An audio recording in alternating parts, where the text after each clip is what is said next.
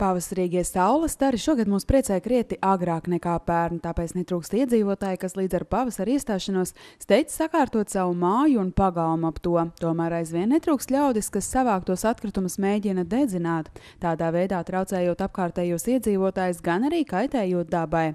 Valmieras pilsētas pašvaldības nekustamo īpašumu apsaimniekošanas nodaļas vadītāja Rita Jemšika atgādina, ka Valmieras pilsētas teritorijā dedzināt zarus, pērnās lapas vai kādus citus atkritumus ir stingri aizliegts. Tāpēc mēs jau gadus, gandrīz jau būs 10, rīkojam šīs te akcijas, kur mēs atkritumus savācam gan pavasarī, gan rudenī.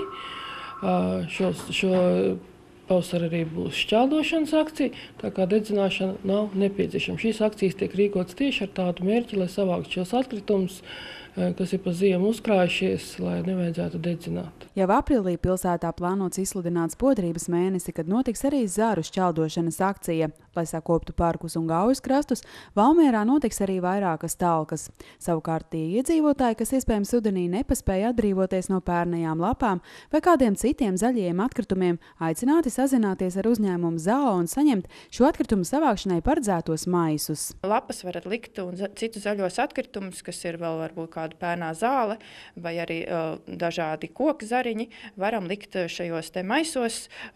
Gan tiks piemērota atsevišķa samaksa par šo maisu tukšošanu, bet tas arī ir variants. Uzņēmums ZAO atgādina, ka mūsdienās ir pieejamas daudz un dažādas iespējas, kā videi draudzīgi atbrīvoties no atkritumiem, un to dedzināšana negatīvi ietekmē gan apkārtējo vidi, gan arī pašu cilvēku veselību. Atkritumi, kas deg, melnie dūmi, kas rodās, tie satur bīstamus ķīmiskus elementus, un mēs viņus ieelpojam, nekurī nepaliek. Viņi tātad paši ķermenī mums vien arī nosēžās, un to mēs pēc gadiem redzam, paši uzdodam sev jautājumus, kādai bērni dzimst alerģiski un kādai pašiem slikta imunitāte. Tas ir viss sekas tam, kādu mēs kopīgi to gaisu radam. Jāatgādina, ka Vidzemē plaši ir pieejama atkritumu šķirošana, un daudzas no lietām, kas nereti nonāk ugunskuros, ir iespējams bez maksas nodot otrreizējai pārstrādei. Valmierā tieši ir pieejami 2 ekolaukumi. Ekolaukumos pieņemam šķirotos atkritumus, tās pašas pudeles, maisiņus, ko mēs gribam iemest ugunskurā, nesam droši uz ekolaukumiem, pieņemam bez maksas.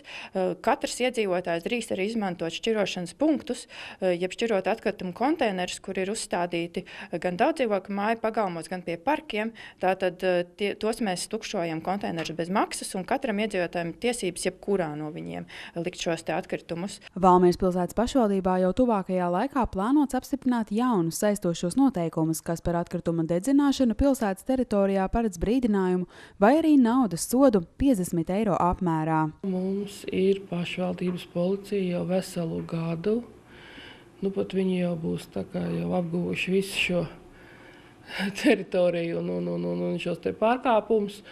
Un tad, lai nebrīnās, ka tomēr pieiet pašvaldības policijas pārstāvis un piemēro sodu. Tāpēc par dažādu veidu atkritumu savākšanu iedzīvotāji aicināti sazināties ar uzņēmumu ZAO, kā arī sekot līdz informācijai par Valmieras pilsētas pašvaldības organizētajām zaru šķeldošanas un lielgabarītu atkritumu savākšanas akcijām.